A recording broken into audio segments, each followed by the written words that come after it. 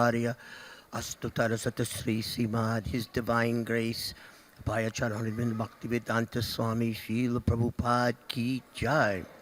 ISKCON founder Acharya, BPT founder Acharya, Srila Prabhupada Ki Jai. Ananta Koti Vaishnava Brinda Ki Jai. Nama Acharya, Srila Haridas Thakur Ki Jai. Premshika Ho Sri Krishna Chaitanya, Prabhu Nityananda, Sri Advaita Gadadhara, Sri Vasadi Gaur Bhakta Brinda Ki Jai. Sri Sri Radha Krishna Gopa Gopinath Sham Kund Radha Kund Gira Govardhan Ki Jai. Sri Vrindavan Dham Ki Jai. Sri Mayapur Navadvip Dham Ki Jai. Jamuna Mai Ki Jai. Ganga Mai Ki Jai. Bhakti Devi Ki Jai. Tulsi Maharani Ki Jai. Sri Krishna Sankirtan Yagya Ki Jai. Transcendental Book Distribution Ki Jai. Samaveda Bhakta Vrinda Ki Jai. Gaura Prema Anandi Hari Hari Vol. All glories to the assembled devotees. All glories to the assembled devotees. All glories to the assembled devotees. All glories to you, Srila Prabhupada. Thank you very much. Namo Vishwaya Krishna. Srimate Bhaktivedanta Swami.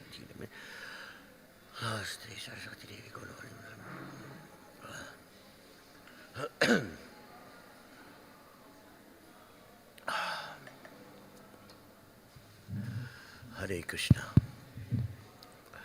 Om Namo Bhagavate Vasudevaya. Om Namo Bhagavate Vasudevaya. Om Namo Bhagavate Vasudevaya.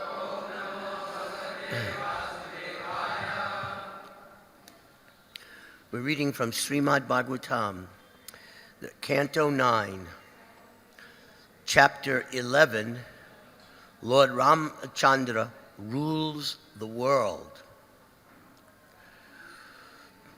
Text 26. Please repeat. Asikta margam ganda uday harinam madasikarai swaminam praptam alokya matam va sutaram iva asikta margam gandodhai asikta margam gandodhai harinam madasikarai harinam madasikarai swaminam praptam alokya swaminam praptam alokya matam va sutaram iva matam va sutaram iva asikta margam kandodai haranam mandashikarai swaminam praptam alokya matam va sutaram iva.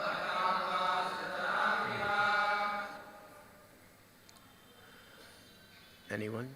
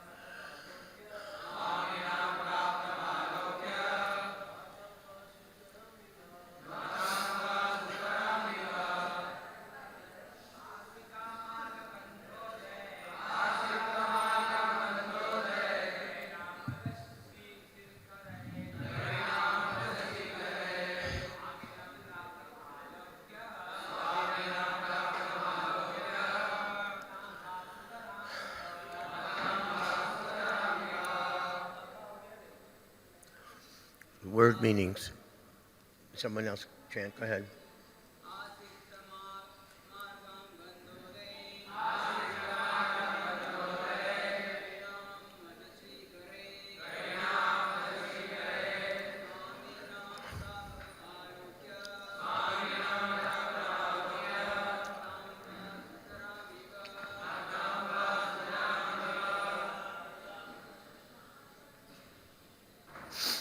Word meanings. Asiktamargam. The streets were sprinkled. Ganda Uday. With perfumed water. Karinam. Of elephants. Madasikarai. With particles of perfumed liquor. This is not the liquor of the Kali Yuga, just to be clear. There's some heavenly liquor, not on earth. Swaminam, the master or proprietor. Praptam, present. Alokya, seeing personally. Matam, very opulent. Va, either. Sutaram, highly. Eva, as if. The translation and the purport is by Srila Prabhupada.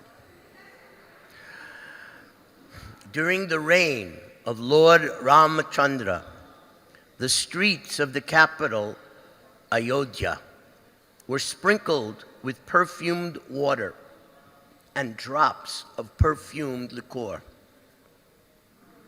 thrown about by elephants from their trunks. When the citizens saw the Lord personally supervising the affairs of the city in such opulence, they appreciated this opulence very much. Everyone please repeat. During the reign of Lord Ramachandra, the streets of the capital, Ayodhya, was sprinkled with perfumed water and drops of perfumed liquor, thrown about by elephants from their trunks. When the citizens saw the Lord personally supervising the affairs of the city in such opulence, they appreciated this opulence very much. Purport: we have simply heard about the opulence of Ram Raj during the reign of Lord Ramachandra. Now, here is one example of the opulence of the Lord's kingdom. The streets of Ayodhya were not only cleaned, but also sprinkled with perfumed water and drops of perfumed liquor, which were distributed by elephants through their trunks. There was no need of sprinkling machines, for the elephant has a natural ability to suck water through its trunk and again throw it out in a shower. We can understand the opulence of the city from this one example. It was actually sprinkled with perfumed water. So just pause here for a moment. I am currently living in New York City. They have a rule or law that in every building, the employee of the building, every morning, very early, goes out with the sprinkler machine, the hose, and has to wash down the sidewalk in front of the building. it has practically no effect. The sidewalk is still dirty, full of stains, full of gum, and all kinds of other horrible things. And here, there are sidewalks that are pristine, totally clean, like as if the material energy doesn't touch it. And where is this perfumed water and droplets of perfumed liqueur coming from? Where is that coming from? That these elephants are... First of all, imagine an elephant at every building sprinkling. Can you imagine? And where is this perfumed water coming from? This is Krishna. Today, the water has no perfume. And mostly in the world, if you drink it, you can get sick because of poor behavior, poor management, poor government. They have allowed the waters to become completely contaminated and polluted and filthy and unhealthy. So not only is it not scented, it makes you sick just to drink it. This is Kali Yuga. And here, during the reign of Lord Ram, just as Krishna says in Bhagavad Gita, I have to read to you. Rasoham apsu koncheya. O son of Kunti, Arjuna, I am the taste of water. Prabhasmi Shasi Suryaya, the light of the sun and the moon. I am the taste of water. This sprinkled water, this scented water, I just try, we can't imagine very well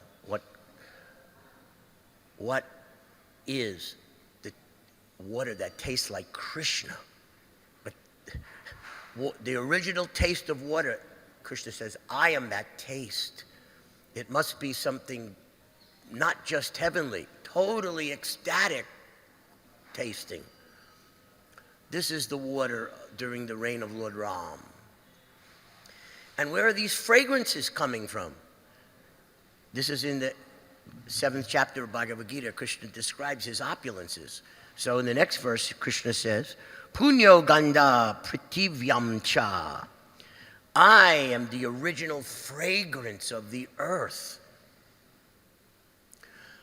All scents, all fragrances, all perfumes, all beautiful aromatic scents, they're just coming out of God, coming out of Krishna.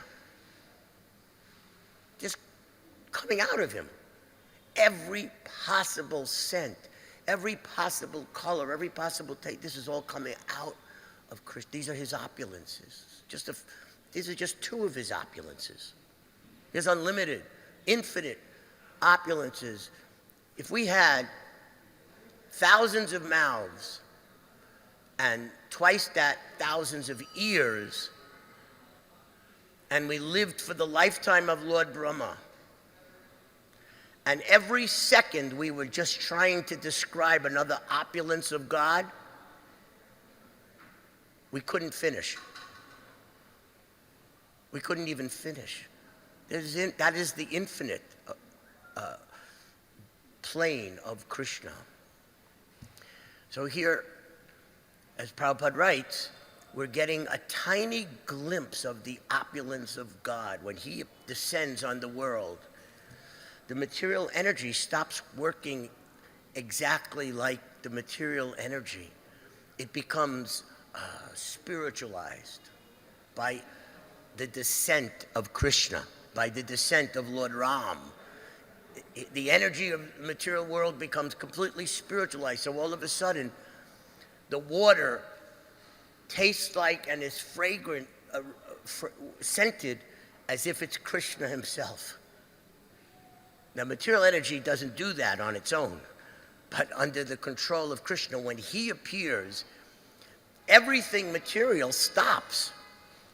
This is what people do not understand about the Ram Raj, which is a very popular saying in India, right? But what does it mean? What does it mean, the kingdom of Ram? I'll give a few examples, which you recently read. During the time of Lord Ram, no one, not just human, but animal, bird, and no one ever felt fatigue. So we wake up early, we're chanting, I'm looking at the faces of the devotees. Mostly they're very enlivened and ecstatic, but every now and then a little fatigue is seen. During the Lord Ram's reign, there was no such thing as fatigue. Can you imagine? The material energy just stops working. Here's another example. During the reign of Lord Ramachandra, there was no old age in the whole kingdom. It stopped. There was no old age during Lord Ram's kingdom and reign. How is that even possible? But the material energy just stopped working in a material way, because that's what happens when God himself descends into this world to display and give you a glimpse of what the spiritual realm is like. Imagine that. During the reign of Lord Ramachandra, for everyone, there was no disease. The body didn't get disease. Today, this body is a machine filled with disease today, sorry. But during Lord Ramachandra's reign, there would be no disease, no old age, no fatigue, no lamentations, no depression. You can't imagine such a world, but that is Ram Maharaj. And the most astonishing statement of Srimad Bhagavatam comes next. During the reign of Lord Ramchandra, there was no death for anyone who didn't want it. There was no death if you didn't want it. And how long was Lord Ram reigning? So Treta Yuga means what? How many years of life? Anyone? Well, it says 10,000, but he lived much longer than that, because we just know that just the Jagya alone that he performed when Sita entered the earth was 13,000 years of non-stop Jagya. So tens of thousands of years of Lord Rama's reign. No fatigue, no old age, no diseases, no disturbance of the body or the mind. This is the meaning of Ram Maharaj. Now, of course, ordinary leader, government leader, world leader, emperor, ordinary person cannot create such a kingdom. But one of the characteristics of Lord Ram, which made everyone feel this wonderful euphoric ecstasy, was, and we had some experience of this when Srila Prabhupada was here. For every person, and when I say person, I'm not just referring to the humans. We're talking about the beasts, the animals, the birds, anyone, insect, reptile, aquatic, plants, trees, blades of grass. Everyone had a sense of consciousness that Lord Ram is my father. As the head of the kingdom, he is like the father of everyone. And everyone felt the connection personally, whether they had direct association, whether they saw him from a distance, whether they just heard about him. But they were feeling that he is acting exactly like my father. I am his son and daughter. When Srila Prabhupada was here walking this earth, when he descended onto this earth, every devotee who knew of him whether they were physically in his presence closely or from a distance, it didn't matter. Every one of those devotees felt directly a love that this is my father, even if they never even saw him. How is that possible?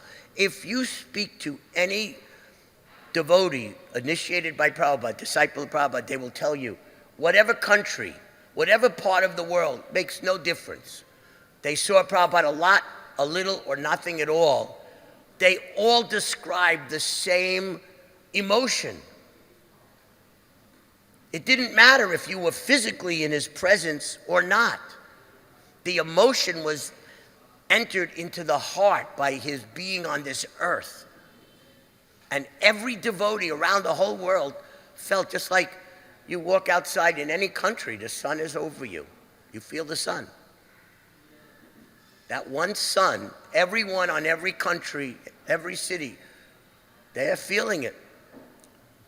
And so it is with a pure devotee like Prabhupada. And of course, as the representative of Krishna, he's manifesting this quality. And this is what it was like when Lord Ramachandra reigned on this earth. Everyone felt direct connection, love. I'm cared for, I'm protected.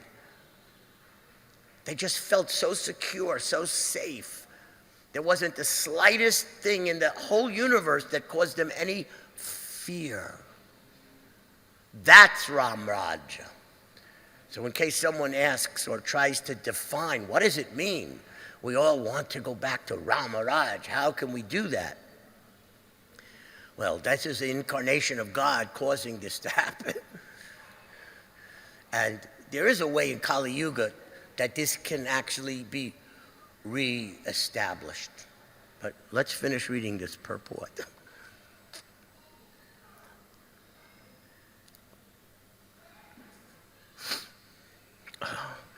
You all know these are the first deities of Lord Ram that Prabhupada established in ISKCON, right? You all know that? You know the story, how this happened. All right,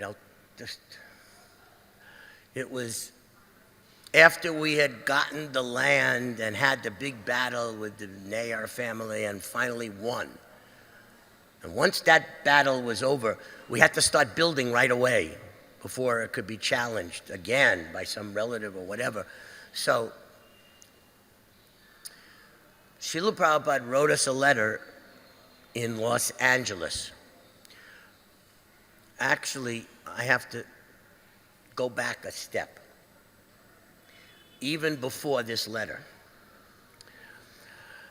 This story, I think I told this last year, but it was told to me for the first time by Srimad Surabi Prabhu, who is Prabhupada's architect, the architect of ISKCON temples.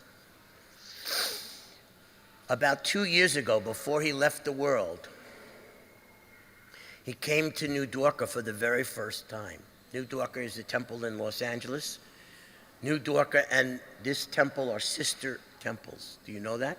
Prabhupada said, this Bombay temple, Rasarab Biharaji Mandir, and Sri Sri Rukmini Dwarkadish Mandir, New Dwarka Dham, are sisters, sister temples.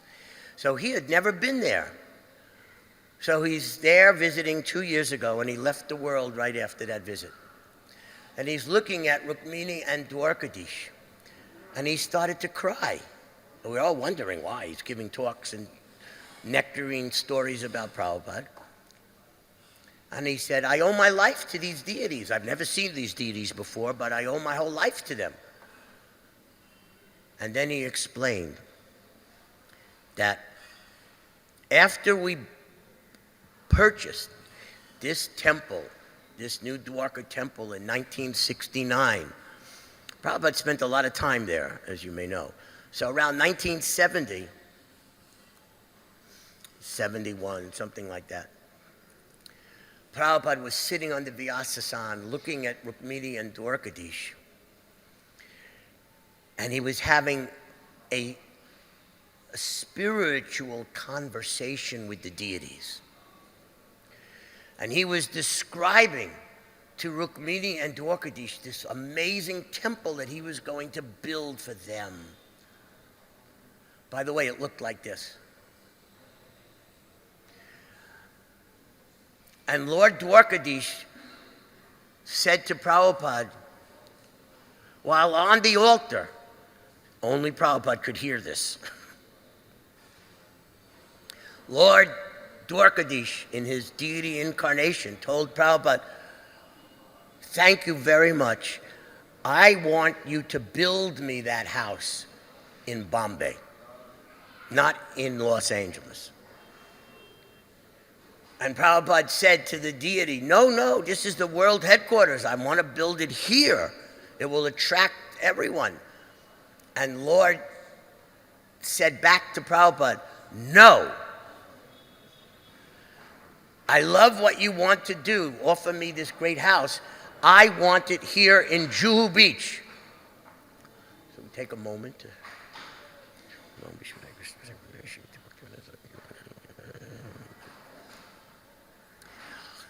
So in an argument with Krishna, Krishna wins. And Srila Prabhupada said, okay. So now that was in the early 70s. Now 1975 was a very momentous year. You know about 1975, it was one of the most special years in Prabhupada's lifetime. He had just finished translating one volume of Chaitanya Charitamrita every 3 weeks. Boom, boom, boom, boom, boom, boom, until there was 17 volumes. Non-stop. By the way, unlike every other author, including the ISKCON authors, who go away on sabbatical seclusion in order to concentrate and write, only Srila Prabhupada doesn't have to do that. He just waits for everyone to be asleep. And when no one is bothering him, then he writes.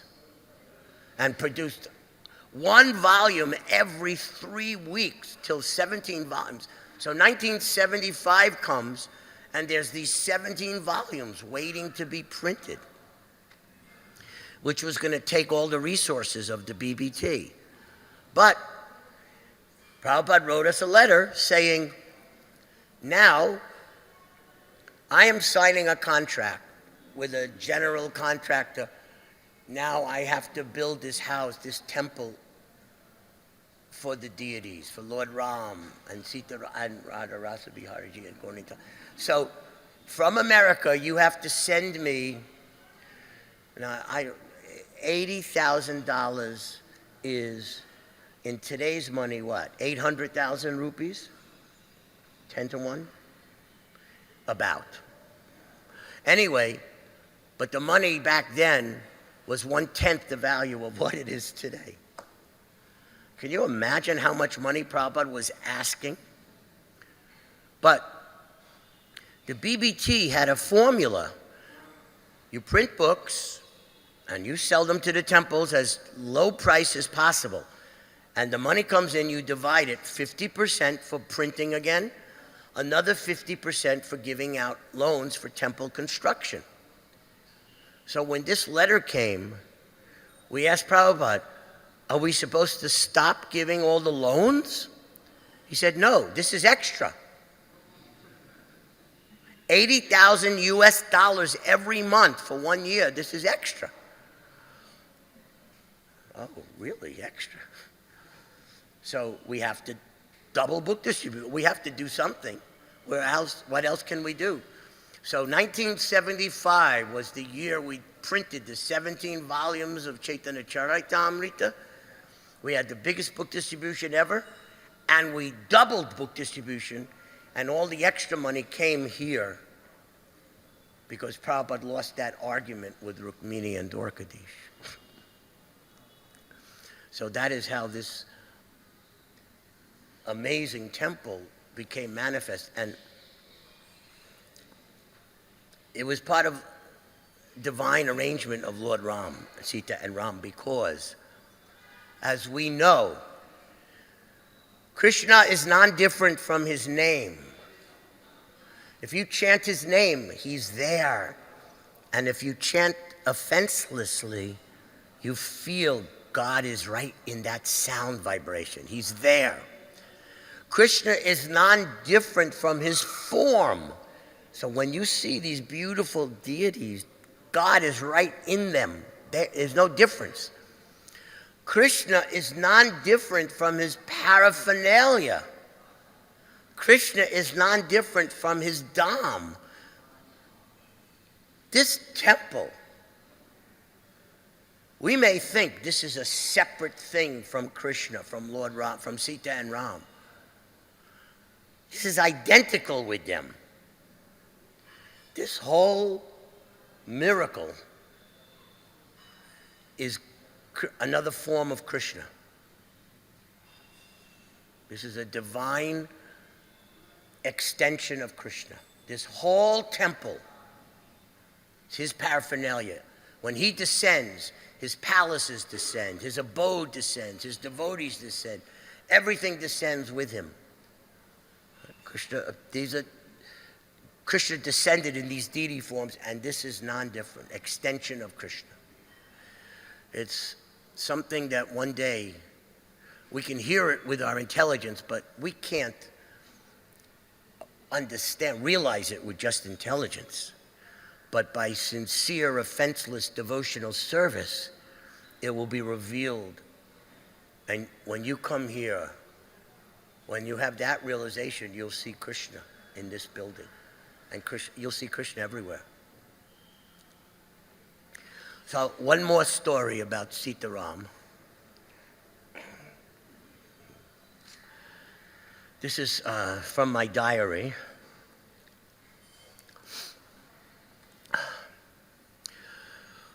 When I was traveling with Prabhupada at the beginning of 1977, we were talking about this deity, Sita and Ram. And Prabhupada kept describing Sita Devi as the goddess of fortune. She is the goddess of fortune. And he kept using an example, Sita and Ram, the goddess of fortune and Lord Ram. He kept comparing it to Indian culture and the material world's opulence. Combine these two things, and this whole planet can become Ram Raj. Prabhupada kept saying that to me. And this is one of his quotes on January 17th, 1977. Sita, Lakshmi, was under the protection of Ravan in America. And Lord Ram, Narayan, is in India. So we must get Lakshmi and bring her back to Narayan. We must get Sita and bring her back to Ram. Just like Ram, Hanuman had to cross the ocean. So I have done. Ram trained the forest monkeys how to fight. Just see the lesson. Prabhupada crossed the ocean and trained the monkeys of America how to bring Sita back to Ram, how to bring Lakshmi back to Narayan, how to make $1 million in extra money just suddenly appear and manifest this. So those are Prabhupada's direct words describing how this came about.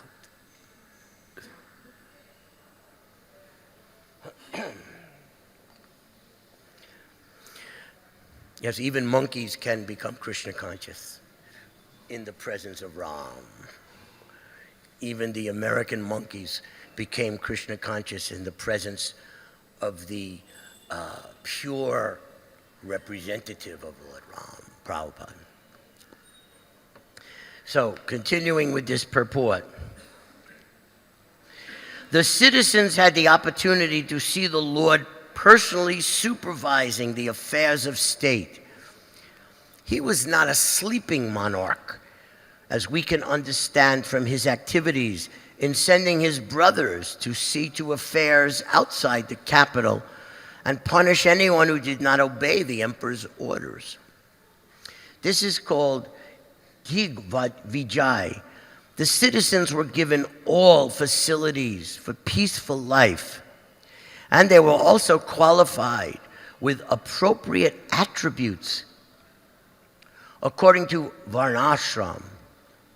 As we have seen from the previous chapter, Varnashram or Gunanvita, the citizens were trained according to the Varnashram system. A class of men were Brahmins. This has nothing to do with what your birth is. Nothing to do with birth. It's only to do with training and what your qualities are, what your propensities are. Nothing to do with your birth. Brahmin can come from any family, truly, in the pure Varnashram system. Otherwise, how could Srila Prabhupada go to the land of Malechas and Yavanas and turn them into Brahmanas? It's not based on birth. There was nothing Brahminical about the birth of the early devotees.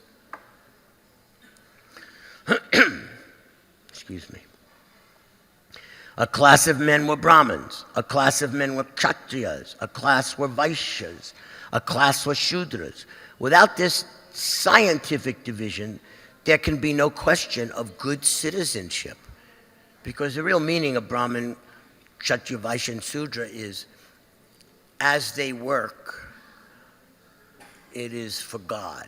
Every task, every trade, every craft, every performance of any kind of work was for God. That's Varnashram, that God-centered. That's the meaning of it. The king, being magnanimous and perfect in his duty, performed many sacrifices and treated the citizens as his sons. And the citizens, being trained in the Varnashram system, were obedient and perfectly ordered. The entire monarchy was so opulent and so peaceful that the government was able to sprinkle the streets with perfumed water. So walking on the streets, every little street and alley is scented perfume aromas are pouring out of this little walkways of the entire Ayodhya. Amazing. That's not even talking about the palaces and the homes made of jewels and the roads made of jewels. This is just what they smelt like. What to speak of other management? Since the city was sprinkled with perfumed water, we can simply imagine how opulent it was in other respects. The material energy stopped working in their ordinary material way. And instead, they worked in the most amazing ways imaginable, the most amazing ways that are perceivable. That's what happens when everything is God-centered. Why should the citizens not have felt happy during the reign of Lord Ramchandra? So, Prabhupada said, this can happen again. First of all, you don't have to wait for the next incarnation. Sometimes people have materialistic calculation. Oh, we have to wait so long, another incarnation, or not coming for a long time. That's not what the Srimad Bhagavatam says. The Srimad Bhagavatam says the incarnations of Krishna are coming constantly, endlessly, continuously, like waves of an ocean. one after another. You don't have to wait. They're always coming. And in this age of Kali, Krishna has descended in the sound of his name. And Krishna has descended in the pages of these books. You want to feel Krishna? Just immediately sing his name. You want to have Krishna penetrate into your heart? Just open this book. Oh, what was it like if I could have just been with Prabhupada? Yes, I have to tell you that when Prabhupada was walking this earth, from the very first time you chanted, oh, Krishna's in the name. You knew it. Imagine that. You want to feel what that's like? He's in every word of every page of his books. You can associate with Srila Prabhupada every day of your life. Just open these books and read them and take and drink it. Drink in his words into your heart. You'll feel him.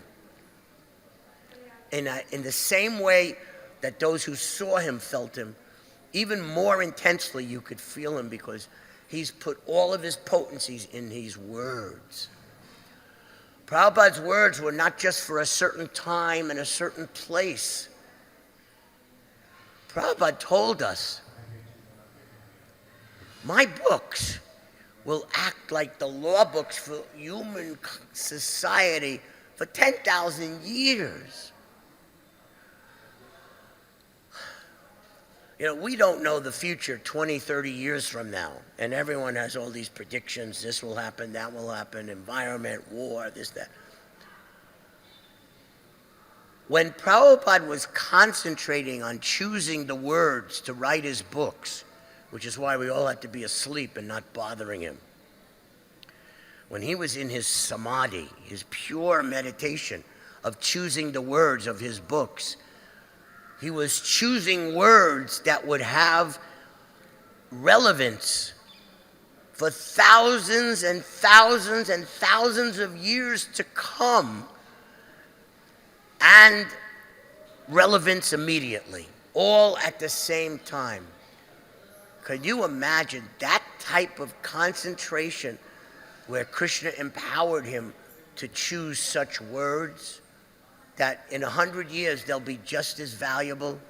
1,000 years, they'll change one word. Do not change one word and they'll be valuable for 10,000 years. So you want to see what it was like to be with Prabhupada? Here he is for all of us.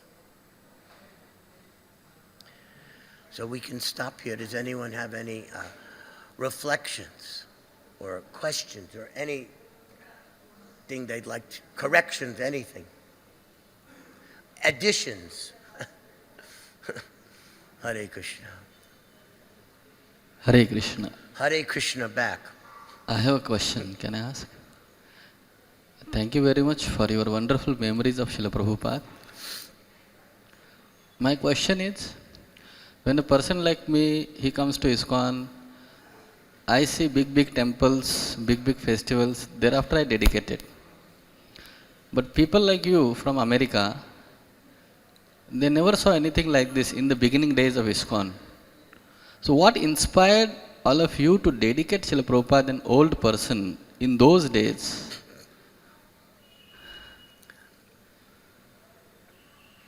Thank you for that question. But I can tell you that Prabhupada is a descending avatar, a pure resident of Goloka Vrindavan, who walked this earth. Even demigods knew he had come.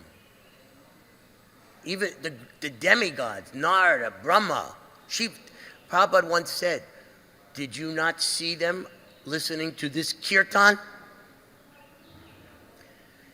When such a soul comes into this world, and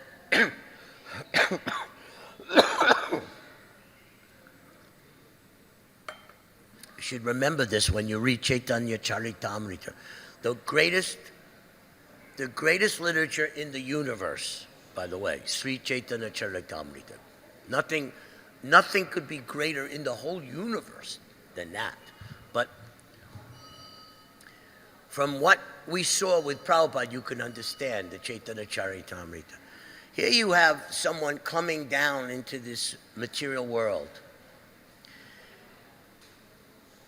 The sound vibrations that came from him, the current, the potency of those sounds were not limited to a place. When Prabhupada chanted, the residents of the heavenly worlds could hear it. When Prabhupada chanted, the residents of Vaikuntha could hear it. When Prabhupada chanted, the residents of Goloka Vrindavan could hear it. That sound could travel through the barriers of this whole universe. And so when you read in Chaitanya Charitamrita, these singers are chanting in kirtan parties in front of the Rath Yatras. These are not ordinary singers. These are the most amazing singers from the spiritual world who came down, and their vibration is heard all over the not just the universe, not just Vaikuntha realms, infinite realms of Vaikuntha. So that's what happened when Prabhupada was here. It didn't need big temples even or festivals. Just his purity, his absolute purity reflected what it was like to be from Vrindavan, from Goloka Vrindavan. And it immediately penetrated the hearts. Now some people will say, in preparation for Prabhupada's pastimes, Krishna arranged for devotees from India maybe, in their past lives, to take birth in different countries of the world, waiting for Prabhupada to cross the ocean, and then suddenly they just awakened that they were devotees and started assisting Prabhupada. He once said that his guru had sent devotees. So maybe that's true also. But it took Prabhupada's purity, a current of pure sound that could not be limited by anything mundane, to enter into this canal of the ear and go into the heart. And it was in the heart. You felt it. And it, by some arrangement of Lord Gauranga, many devotees will tell you that from the very first time they chanted Hare Krishna, they felt an ecstasy.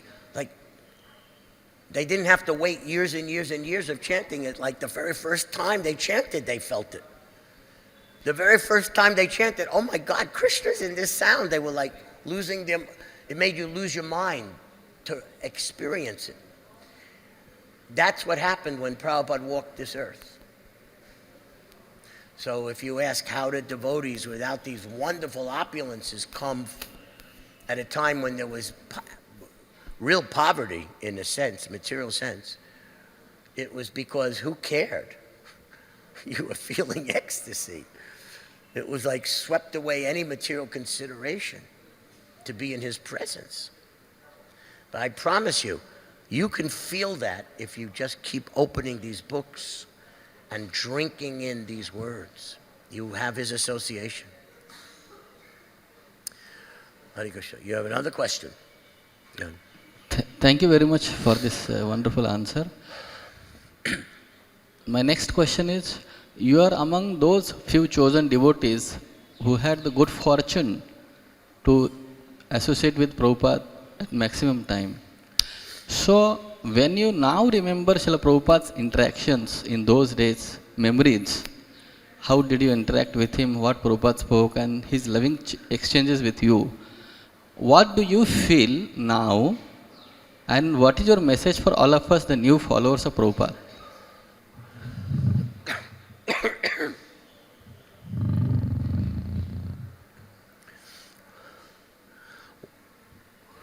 One time, I just read this recently, a memory from a great saint, Srimati Jamuna Devi. We hear her chanting in the mornings, every temple. So she recorded some chanting, bhajans. And Prabhupada once was in the car with her, telling her, you mixed up the words. Bhaja Hure Mana, not Bhaja Mana Hure. You recorded it wrong, he said. And she said, I was so embarrassed what to do and what to do and what to... And Prabhupada said, it doesn't matter. Because, why? Because when you chanted it, I see the sincerity of it. The potency, the spiritual potency in those sounds comes from being sincere. And everything gets adjusted. Everything gets adjusted by sincerity. So, if today all of you who maybe didn't see Prabhupada, if in your heart you are sincere, that's the most important qualification. Just be sincere. Even if you make a mistake, but if your intention is very sincere, it will get adjusted. And you will still get the perfect benefit and effect of Krishna consciousness. That's the lesson from that little story.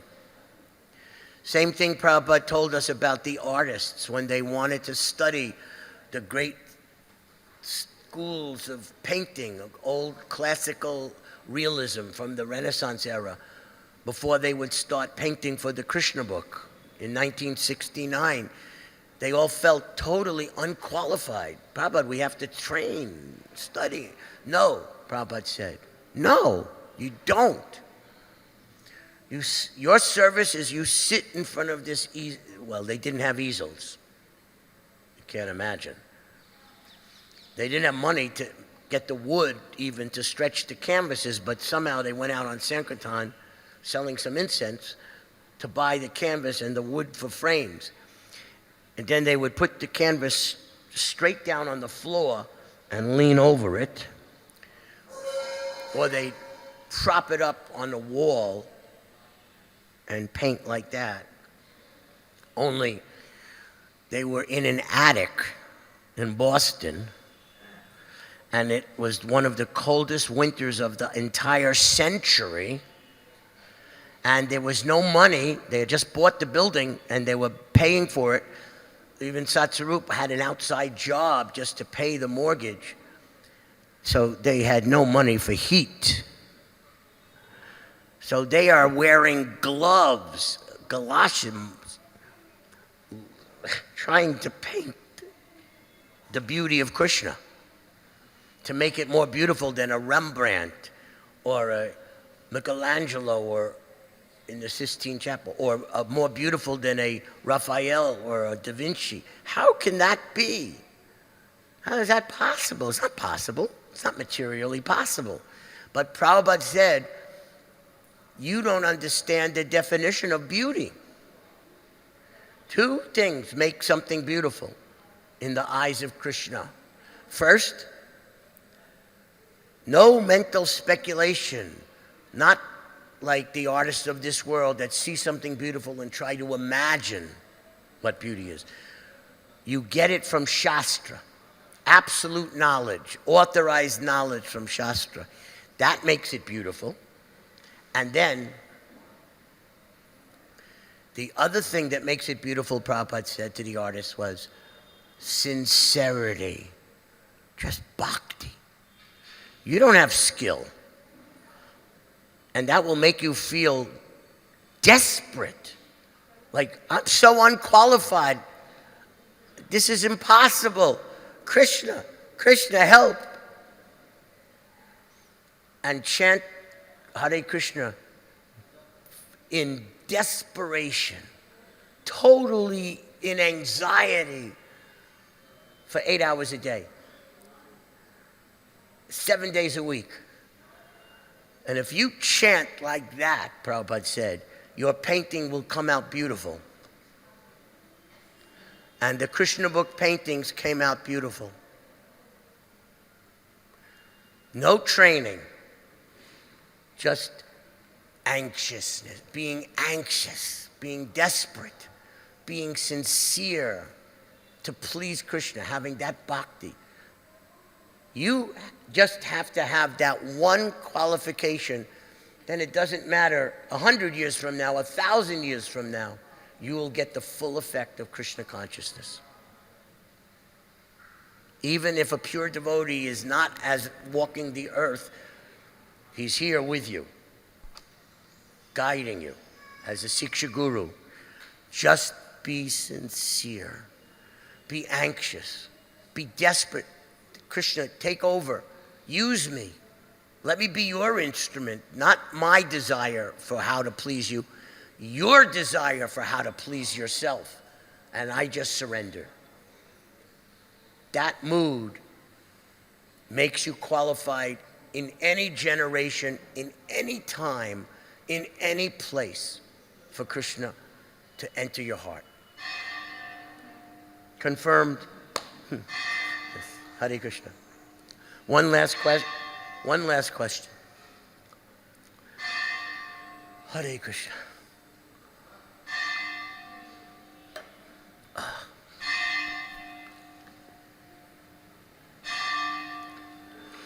Hare Krishna.